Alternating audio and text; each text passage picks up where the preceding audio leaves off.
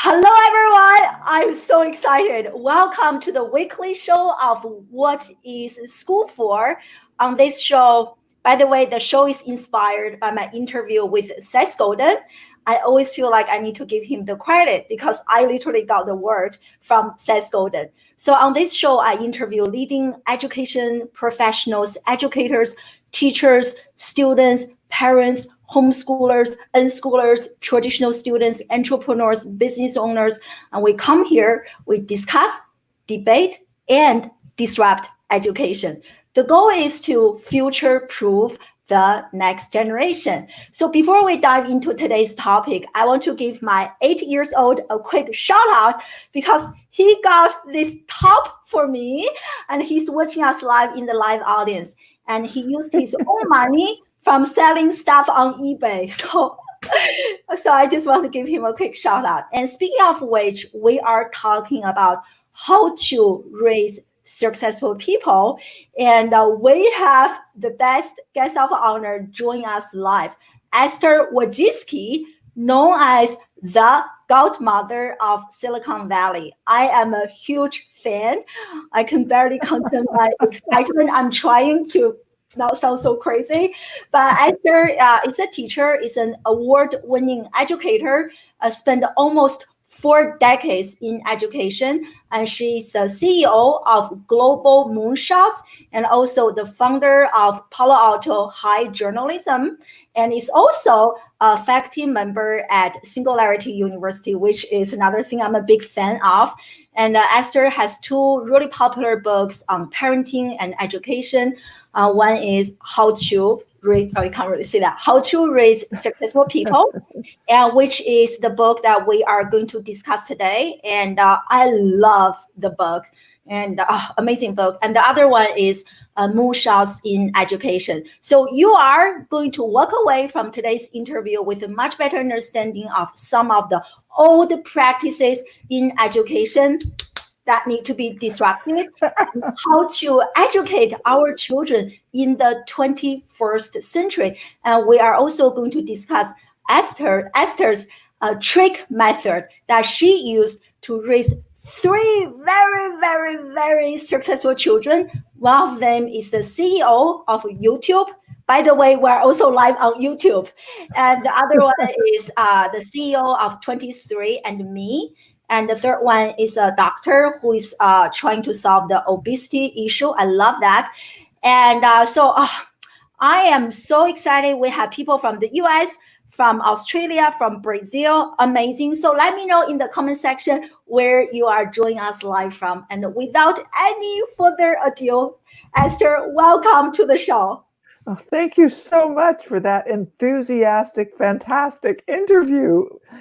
I only showed half of my excitement because I don't want to sound too crazy, but I love you. Anyway, I love your energy and your enthusiasm. Honestly, it's contagious. It's so great. Thank you so much. And we are live on LinkedIn. We are live on YouTube. Oh my God. We are live on Periscope and also on Facebook. We already have quite a few people joining us live right now. So let's get started. I know you are very, very busy. So as I mentioned earlier, you have been in education for almost 4 decades. And I have only been in education for 10 years. So in comparison, I'm just like a baby. And you are such a pioneer in like moving us forward, showing us how should we show up as teachers, as parents in the 21st century. So I want to start our discussion by asking you, what do you think are some old practices in education that are no longer serving today's students and learners? And those practices need to be disrupted. That's right. Well, the number one old practice that needs to be disrupted is the lecture-based model. Lecturing for an hour every day to students about your topic. I can tell you that after the first 15 minutes, they're all dreaming about what they could do on the weekend and what they're going to do as soon as they get out of your class. And so I would suggest that this methodology, this lecture-based model needs to be modified maybe could be cut back to maybe 15 minutes, something like that. Because first of all, our attention span is limited now, more limited than it used to be. Everybody wants something, in the tweet formula, so they want to find out about it like right away. And so we don't want to encourage that to be all the time. But honestly, an hour is too long for the lectures. And can you imagine those poor kids? They're in school for 7 hours. So they have one lecture after another after another. Can we change that? Oh my God, I love that. I personally agree with you so much. I believe the stage model is really, really broken. So I so agree with that. I can't, even for me, when I sit through trainings, 1 hour, I'm like, oh my God, this is like too much. So I really agree with you. And in your book, and you actually shared a much better approach to raise our own children and also as teachers, which is called Trick. I really love the name. So do you mind sharing with us what is the Trick method and what is this about? And give us some examples if you can, that would be great. Okay, so let me explain Trick. Trick is a method that I came up with. Actually, I did it instinctively when I was raising my daughters. And then I transferred it to the classroom when I first started teaching in 1984.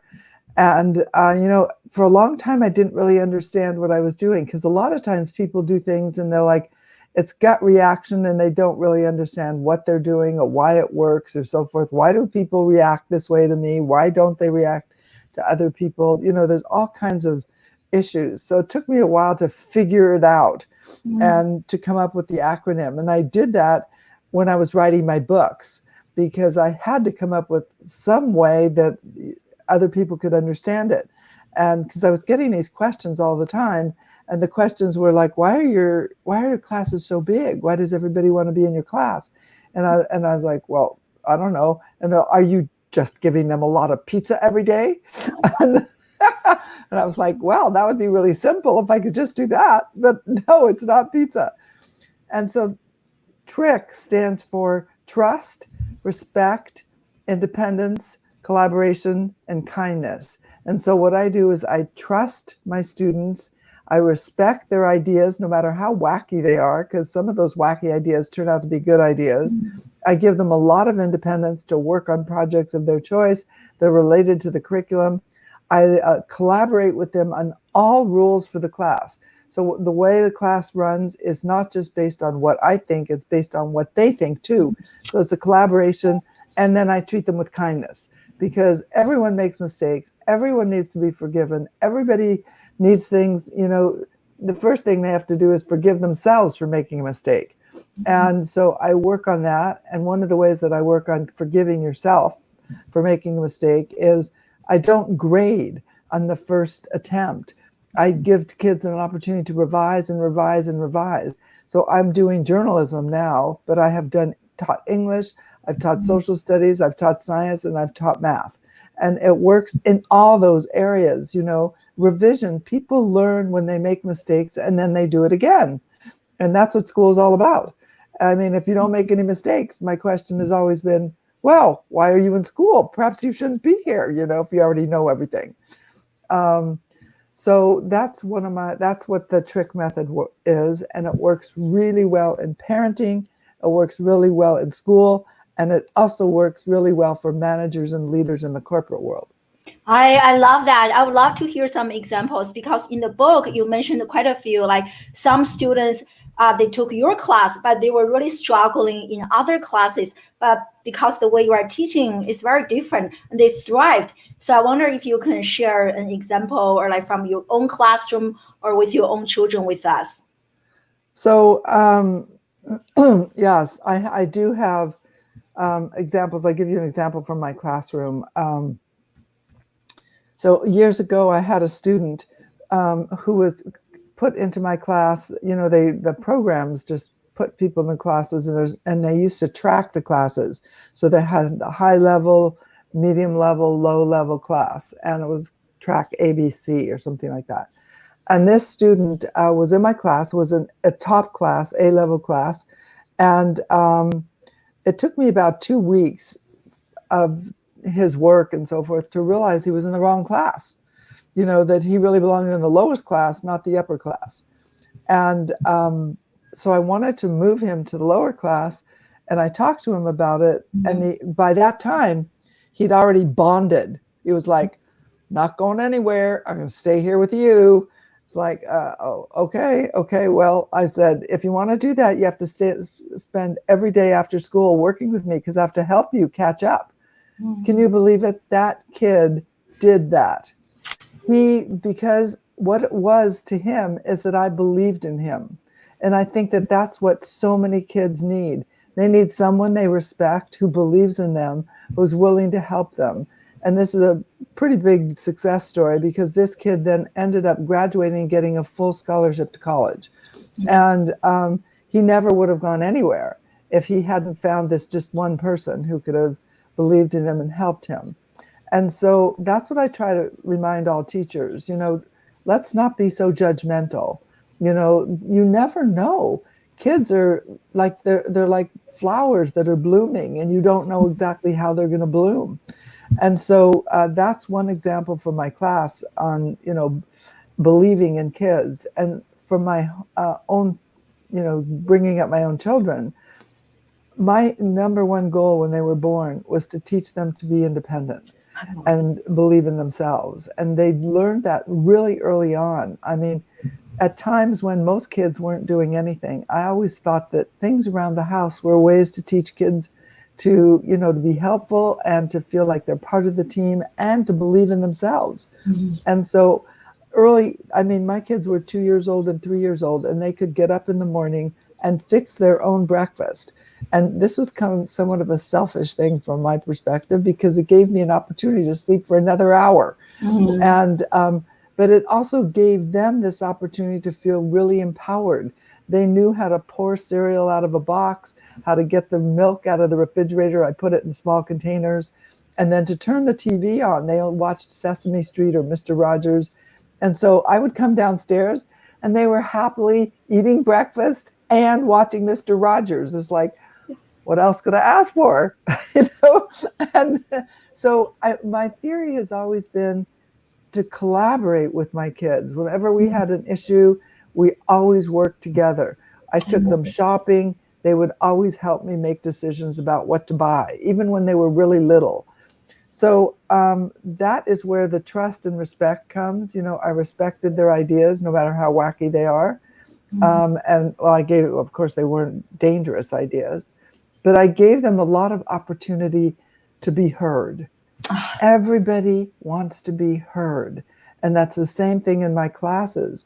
No matter what, you have the right and opportunity to be heard. I'm going to listen to you and what you need and what your ideas are. And if you have a problem, just let me know. Let's see whether we can't work it out. So I think that had, what it did for kids taking my class is that this sense of self and sense of empowerment transferred to their other classes, because their idea was, well, maybe I'm not as bad as I thought I was. And, maybe I could just work a little harder at this and it'll work. Or maybe people really do like me. The sense that you are good, that people like you, that you're okay, that your ideas are good. That is so important. And one of the reasons people are so afraid, number one reason they're afraid to talk in front of other people. Did you know that's the number one fear? Giving a public talk. That's right. It's because they're so worried about what other people think. And they think the bigger the audience, the more possibility of all those people not agreeing with them or thinking badly about them. And the idea is, just believe in yourself. We need you to believe in yourself. You are better than you think you are. And that's part of my philosophy. And that's why it worked in the classroom. Oh, I love, those are really powerful examples. I know in the book, you also talked about how you allowed your grandchildren, I forgot how old they are, and to actually shop on their own at Target. When I heard that, I was like, wow, that is quite an eye-opening experience. I'm sure for the children to practice their own, you give them autonomy to practice their own agency, deciding what they want to purchase. Very, very interesting. Yeah, totally. So here is a question from my dear friend Pam. And actually, she asked, how can you use this in an environment where that is so exam centric, right? So I actually have a very similar question. In one of your talks, you said that so powerfully, life is a series of projects, not a series of tests. And I taught in the classroom for 10 plus years. And the questions I heard a lot from my own students are, Dr. I, will this be on the exam? Dr. I, is this an A idea? Is this a C idea? Or is it like a B idea, right? Questions like that all the time. So I wonder if you can share with us, like how do you battle that? How do you apply this very unique method in an environment that is kind of against this type of innovative evaluation? So that's a great question. And one of the things that I talk about in my book and actually other places is that the testing system needs to be revised. Because what's going on is the teachers are teaching to the test. And then the parents are really worried about the test scores. And everybody wants the students to pass these tests. And the questions on the tests no longer relate to the real world. I mean, we're learning things on those tests that are, obsolete. They're out of date. So we really need to reconsider what we're doing on the tests. So one of the main things I talk about is switching the testing from the SAT type of multiple choice test to mastery tests, mastery learning, project-based tests, where the learning is embedded in the project itself. I can just give you an example. During the pandemic, all the classes have been on Zoom and they've all been really difficult for a lot of people.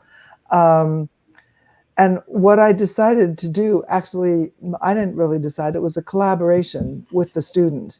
They decided to do is, instead of me running the Zoom calls or my colleague Rod Satterwhite running, or any of us running, teachers, hey, how about putting the kids in charge of the Zoom call? What about that? Turns out that worked out really well. The kids are in charge of the Zoom call. And so then all the kids want to be there, because who do they really miss when they're at school? Their friends. Right. They don't miss the teacher. They miss their friends. So as a result of this, they came up with the idea that, in spite of the fact that they were all stuck at home and the pandemic was really raging everywhere, they were still going to publish the newspaper that they published on time, the regular way, coming out in hard copy, 24 pages, 3 sections, full-size newspaper, and they were all going to do it from home, from home. And that meant they had to coordinate everything.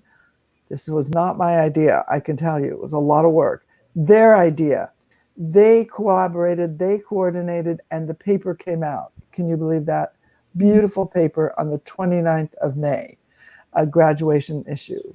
And so I think when you give kids control and power, they achieve amazing things. But just look at the testing skills that those kids learned. I mean, it's writing, all different kinds of writing styles, all kinds of research styles, how to use the internet, how to use Zoom calls to collaborate, how to collaborate using Adobe products, InDesign, Photoshop, Illustrator, all those products. They had to use them from their home. I bet you couldn't. I bet any of the people here on this call or this webinar could not possibly even think about how to do that. And they figured it out. And they figured it out because they had the belief in themselves that they could do it. They could figure out how to do it. And that's what you want to do, is you want to give kids enough control so they can figure it out. Then the testing, it's actually the skills are embedded in what they're doing. And so instead of teaching directly to the test, they're using those skills. So my students test at the top, 99th percentile, not because I was teaching how to spell, how to punctuate, how to read, how to analyze. I was like, hey, use it, do it, find it. And then, and then it makes sense. But anyway, for most of the world, I think that testing is counterproductive. Let's put it that way. It doesn't do what people want it to do.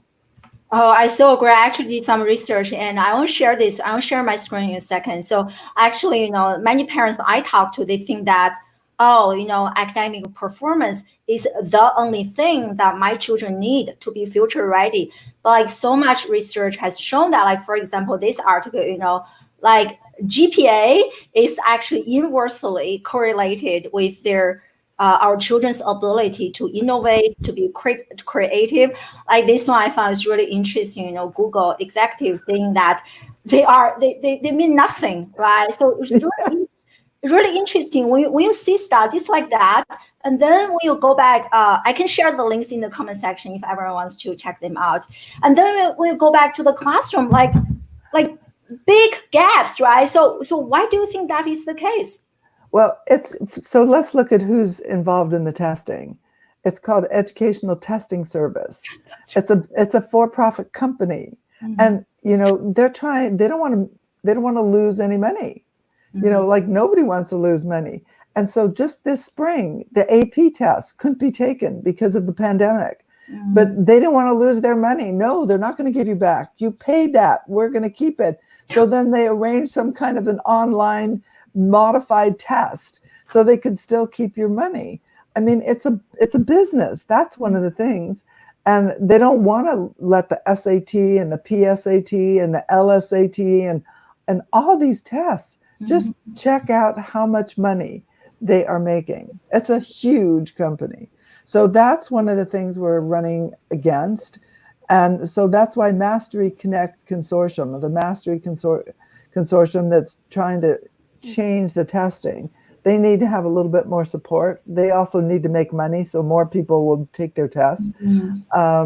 But that's one of the things that I think we need to consider. And also a driver to change the system would be one of those articles like you published that Google said that the GPA and the testing, it's worthless in hiring. It really is. It's the character of the person, their ability to believe in themselves, their grit, their ability to work with other people.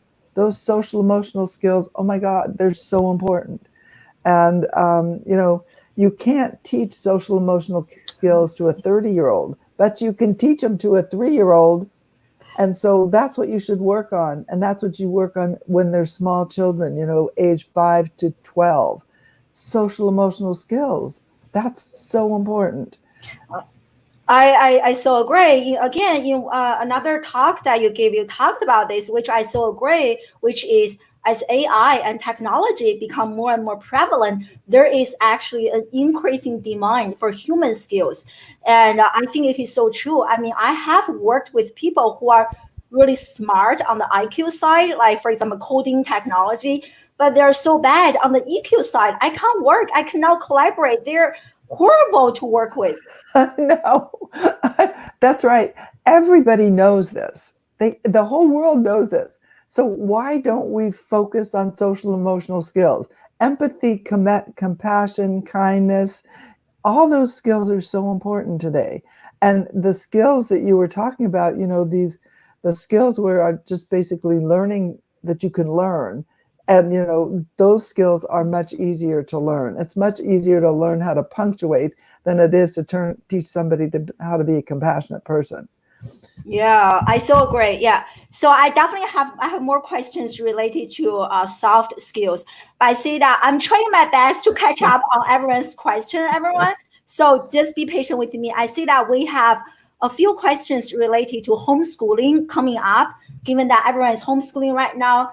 Lucy Lenny joining us live from Brazil. Thank you so much. And so she asked, do you believe schools are really innovating, and how much, I guess, what difference can homeschooling make in terms of the overall education landscape? And so here's a similar question from Vicky, joining us live from the US.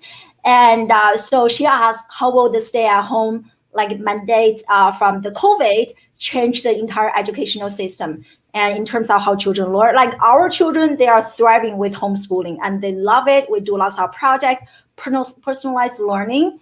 So so I wonder if you can share something in terms of homeschooling and how this is going to maybe bring some positive changes to today's education landscape. So a lot of people want to know if we're going to go back to the same old system when this is over. Hopefully this will be over. And my answer is no. It won't. We'll not go back to the same system. First of all, the number of teachers that are quitting in the US is just overwhelming. 20% are just like, I'm done. I'm not going to go back anymore. I'm part of the stats. Yeah, I'll quit. and secondly, I think that people will realize that if you give kids more agency, more control, and work on projects, they will be more effective and happier learners. So even when we go back to school, what's going to happen is that the teachers are going to be using technology as projects on the side. So they'll trust technology more than they ever did before. They said, you used to see all the teachers saying that they were using technology. But the fact is, when this pandemic hit, if they were using technology, why were so many of them not able to use it?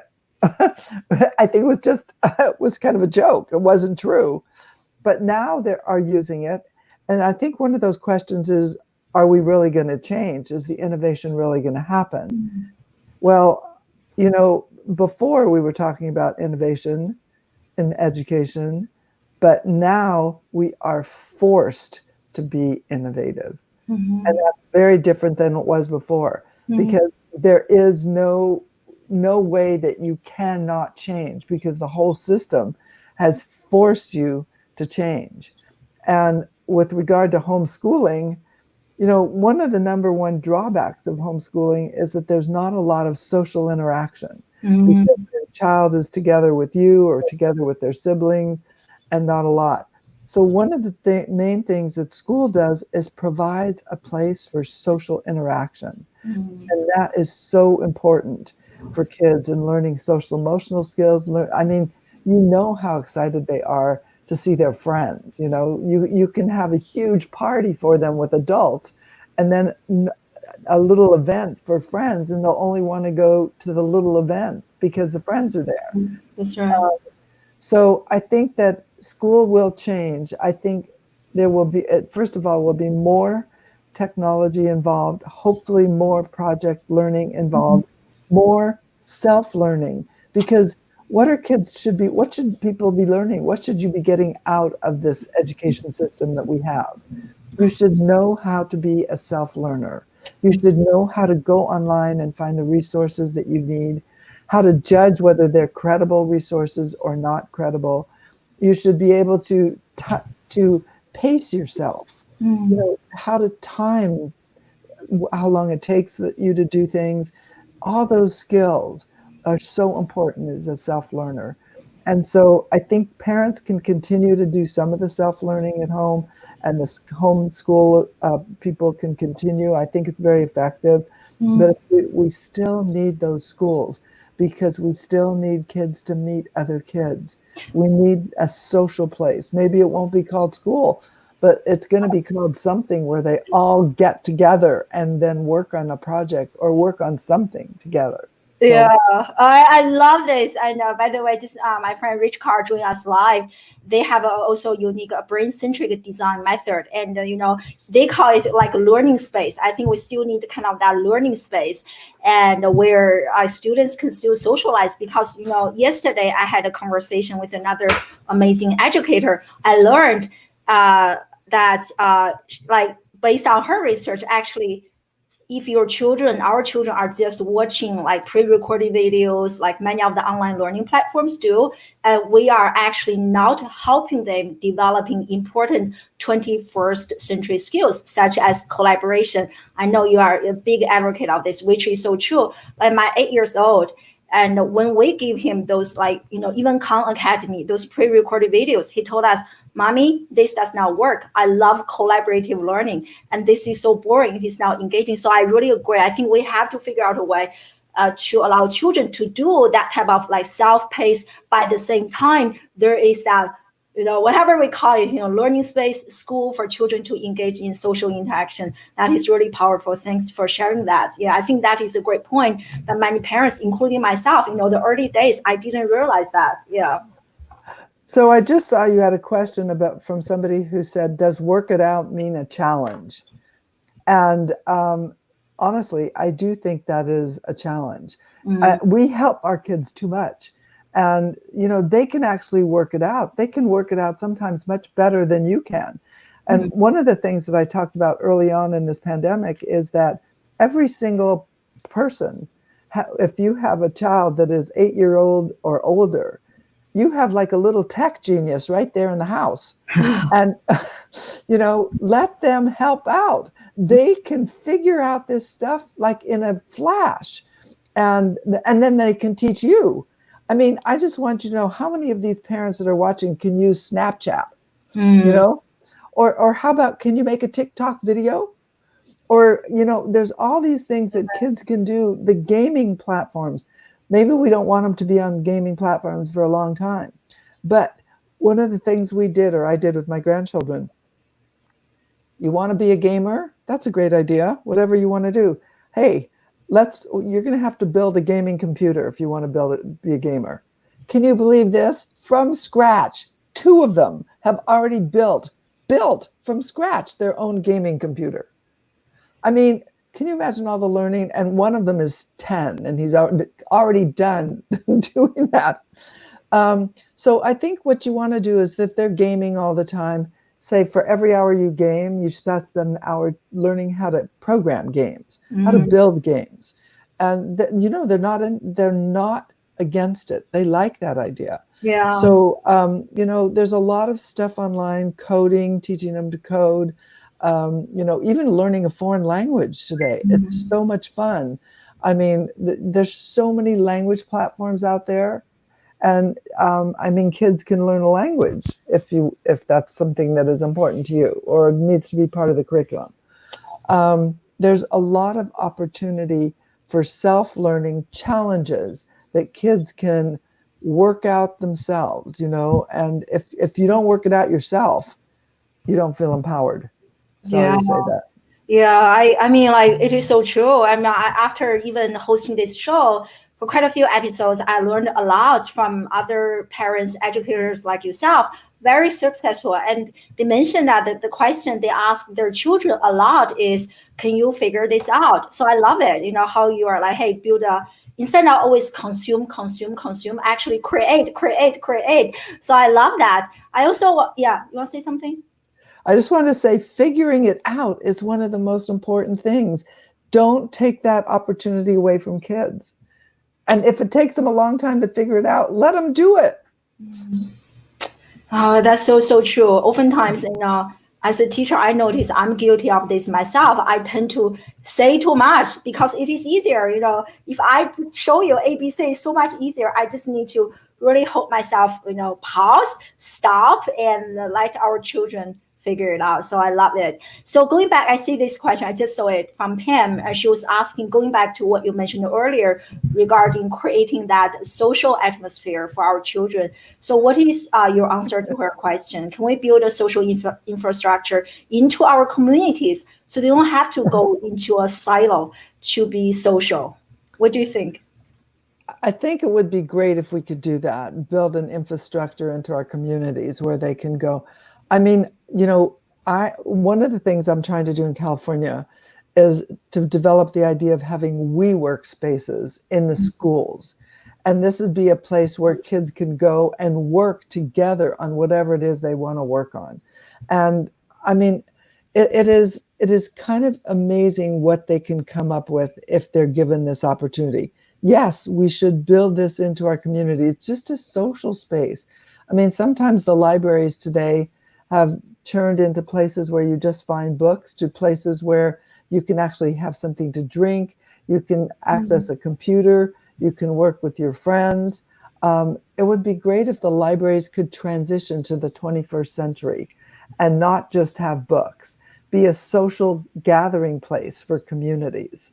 And And, if we need to have, they can have coffee shop or cookie shop or I don't know, whatever they want. And empower people to come there and to meet.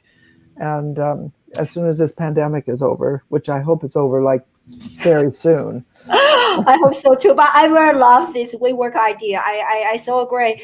I mean, like for me, when I think about it, like a traditional university, like this is a communication school, this is the business school, which always look fancier, and this is the education department, right? And we're so like geographically separated from each other. I spent 4 years at Syracuse University, not Syracuse, University of Maryland, getting my PhD. And I only went to 3 places: my own communication department, the library, the gym. That's it. I had no idea what was happening, right? So I love this, creating this just geographically, in terms of spatial arrangement to make it easier for cross-disciplinary communication to happen. I love that. Yeah, I think it would be great if we could do something like that. And so when we're planning the schools for the 21st century, that needs to be included in there.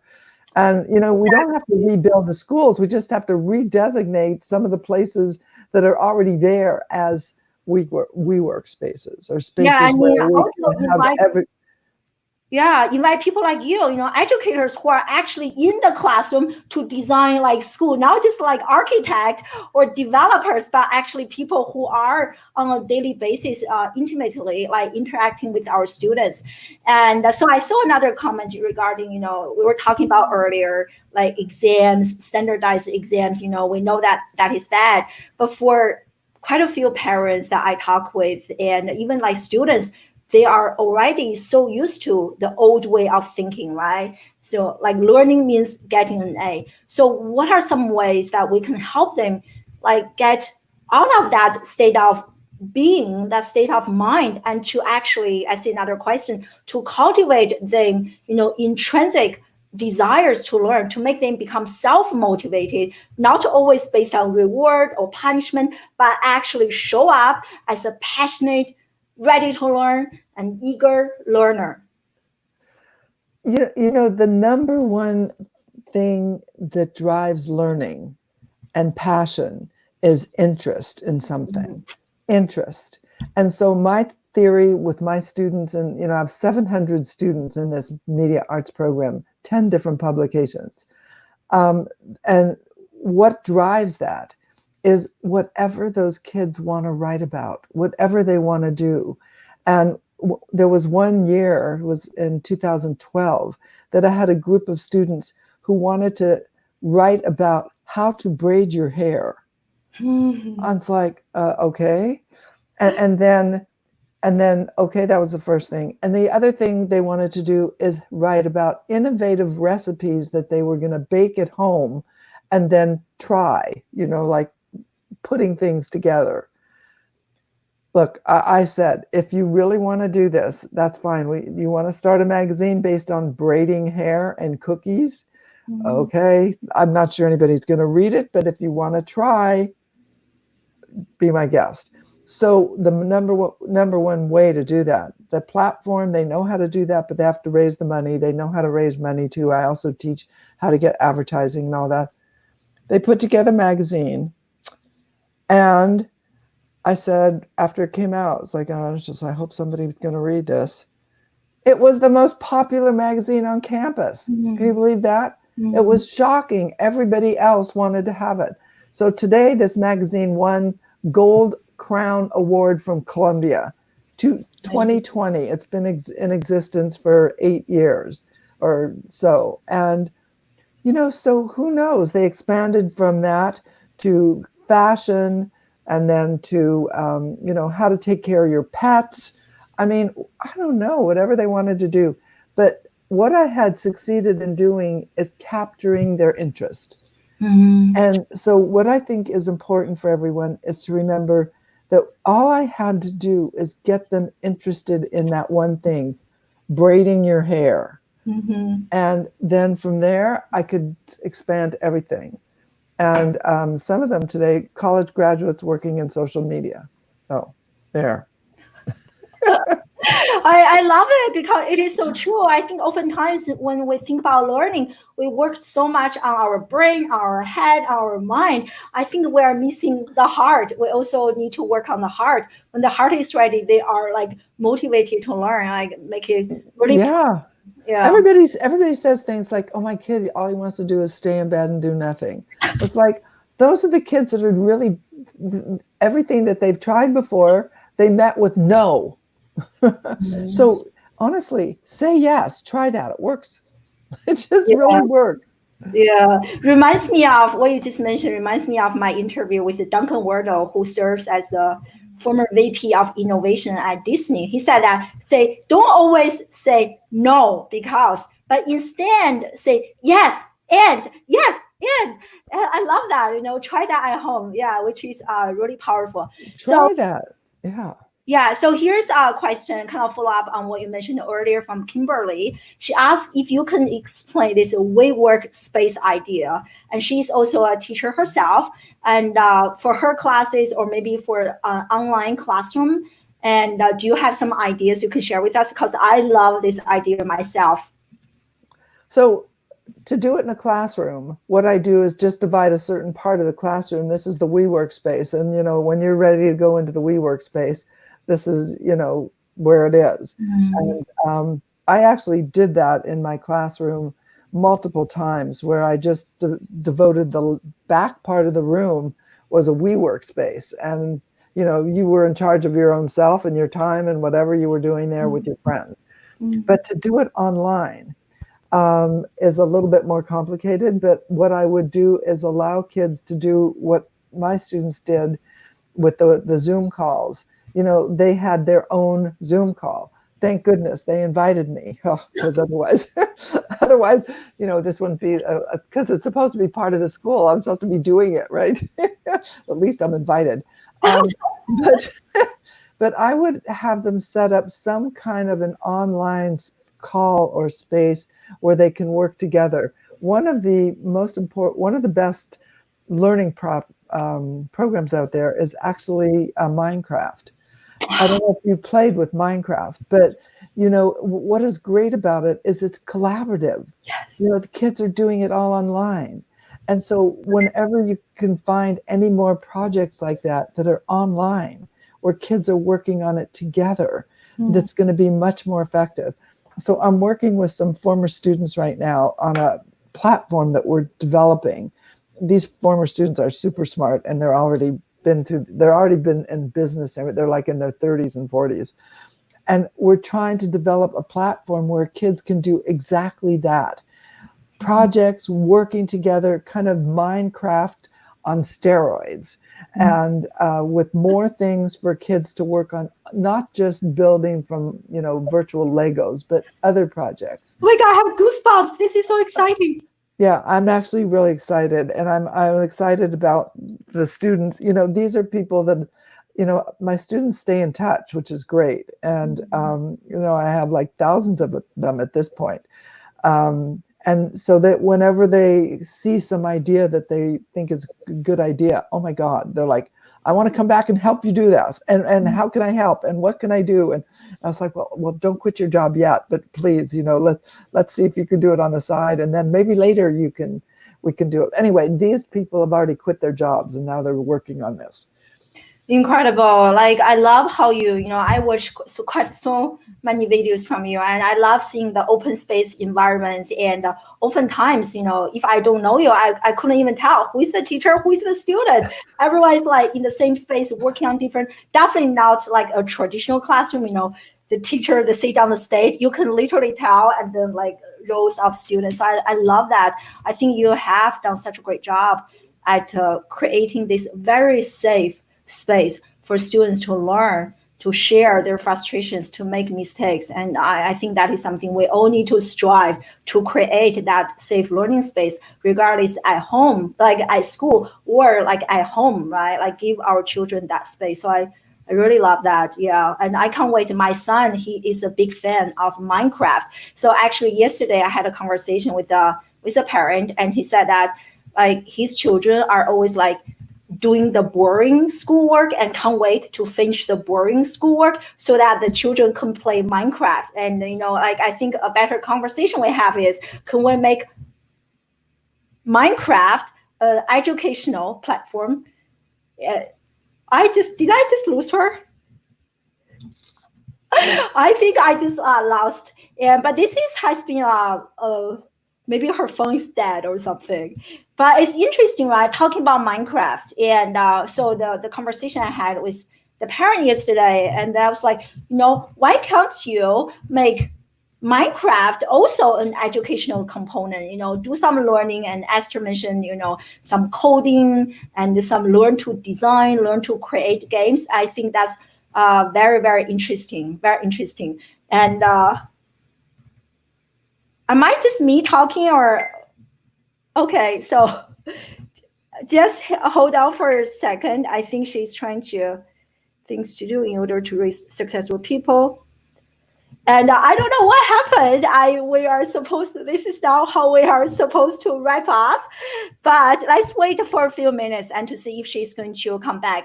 And I'm going to share with you that, I was sharing earlier. So let me do a quick screen share. And then, so her book, and she actually has 2 books. And one is, let me share my screen and then see if she is going to come back. And I read one of the 2 books. No, stop sharing. So let me share my screen. Oh, she's back. So I couldn't figure out if it was you or me. So anyway, I changed locations just in case it was me. Adaptability. Thank you for coming back. Yes. You never give up. Yes. I love it. Thank you.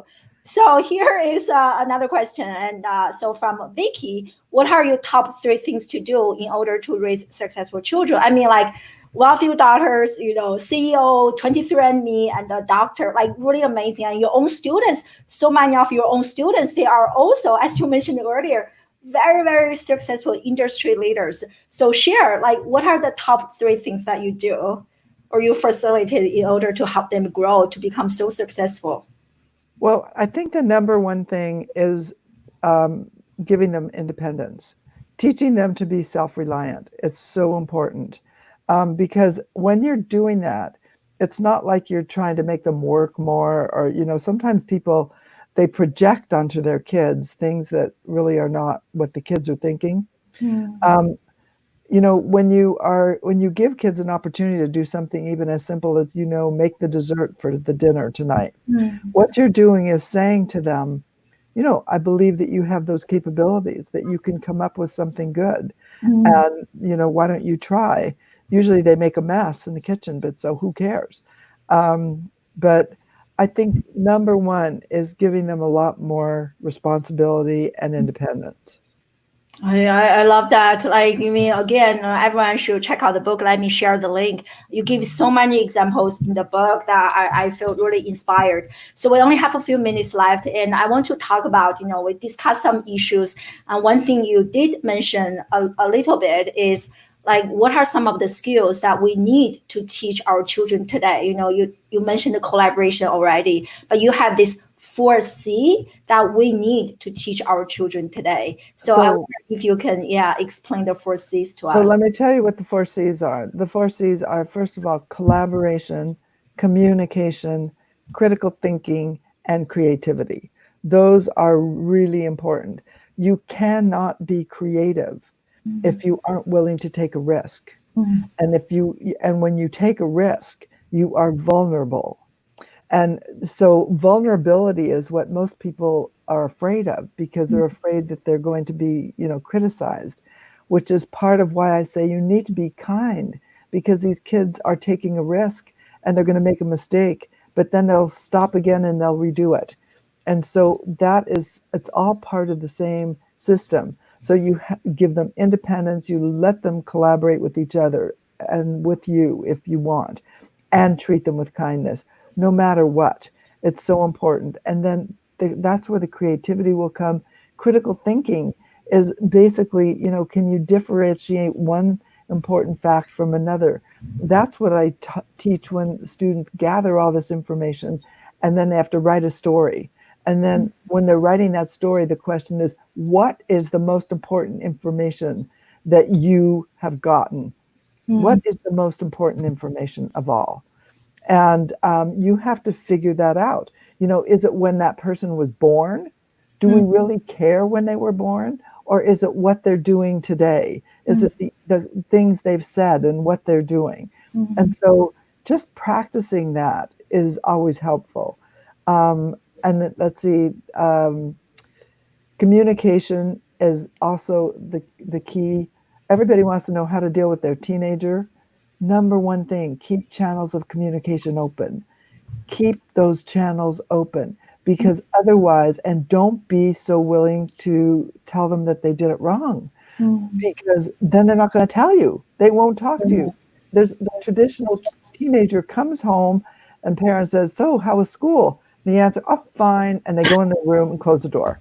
No, that is the reason they say that is because they're afraid of what you're going to say. If you're more open and you don't not so critical, then they'll communicate with you.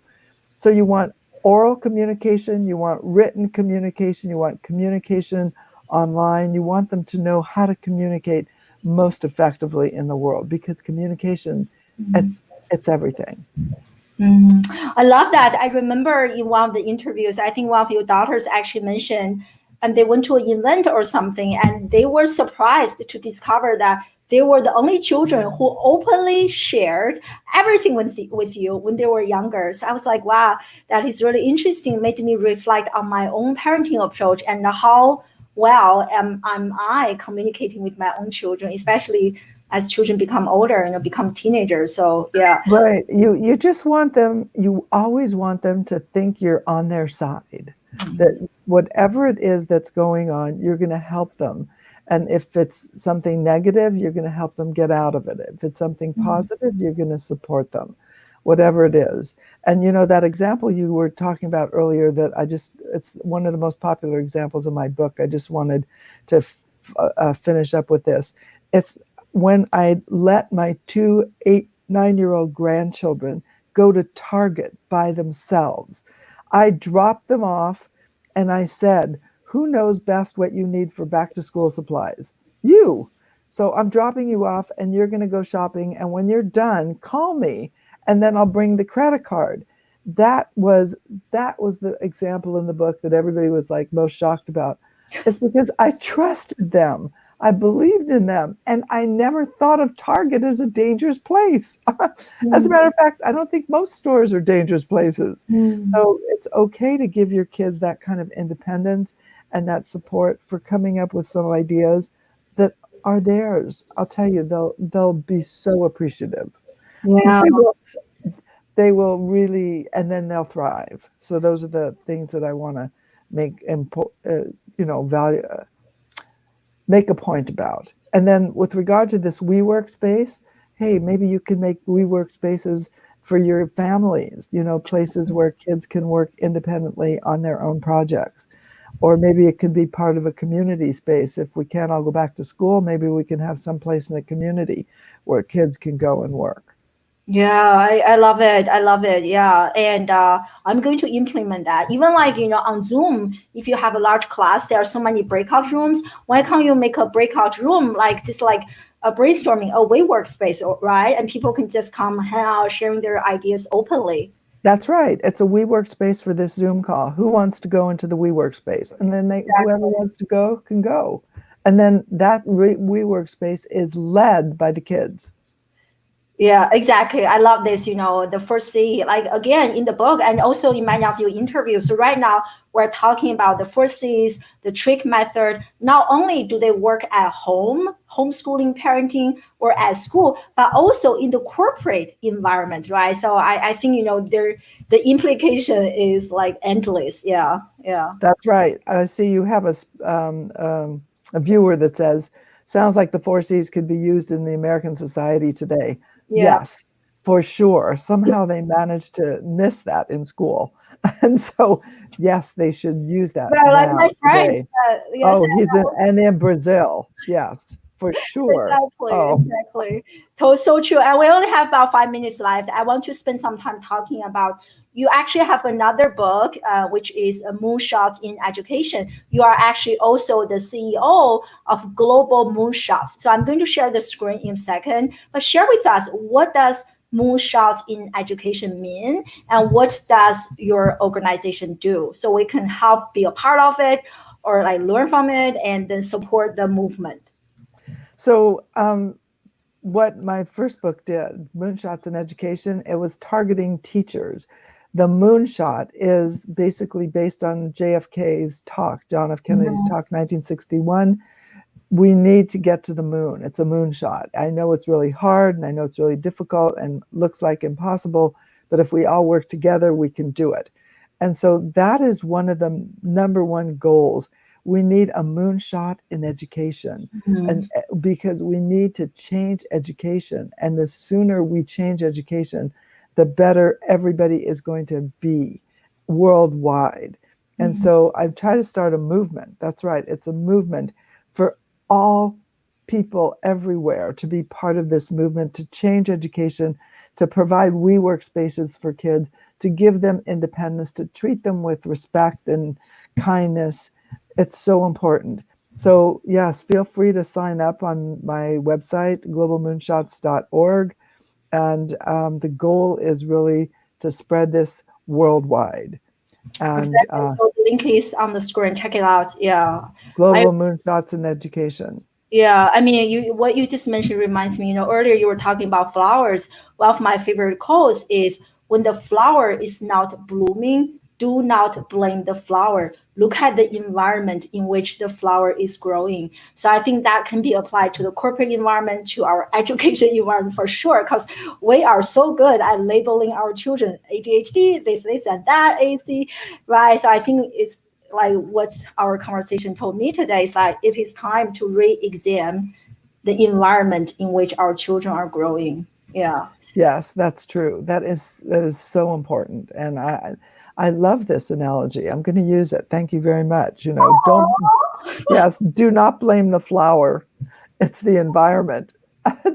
What a perfect analogy. That's right. I love it. You're so kind. Yeah. So share with us, where can people learn more about you? I don't know which social media platform you are most active. So I have a LinkedIn here on the screen. So share with us, where can people learn more about you and from you? So I think LinkedIn is one. The globalmoonshots.org is another one. And then I have a new newsletter that people might want to sign up to get. And it's on wojway.com, WOJ, first three letters of my name, wojway.com. And there's a newsletter. I put it out once a week. And the goal was to help parents get through this whole pandemic. So I don't know. I've got a lot of websites. And which is great. I mean, you're doing amazing work. You have no idea how excited I am for everyone to hear your message, for being here right now. So let me share the screen again. This watch way here. I think I just got it. Yeah, that's it. Watch. That's right. Time-saving parenting tips that work. That's it. Amen. This is what I need. I love learning about this, so I can't wait to subscribe. Yeah, I subscribe to all the other places, so I'm going to subscribe to this one. Yeah. Oh my God, this has been an incredible conversation. My role model, my superhero, and I just love your work. Resonated so much. I mean, you are much braver than me, and because when I was trying to fight with the educational system, I quit, but you did. And you, even though you almost got fired, you continue to push, like such an inspiration for me. So everyone, thank you so much for joining us live. I appreciate you guys so much. So next Friday, we're going to go back to the normal time, which is 9 a.m. Pacific time and noon Eastern time. And I have a homeschooler, 13 years old, on the show. He has already written 13 books, hosting a podcast, amazing entrepreneur himself. So definitely check us out next Friday at noon or 9 a.m. And have a great weekend, everyone. Thank you so much for joining us live. Well, thank you so much. This has been so incredible.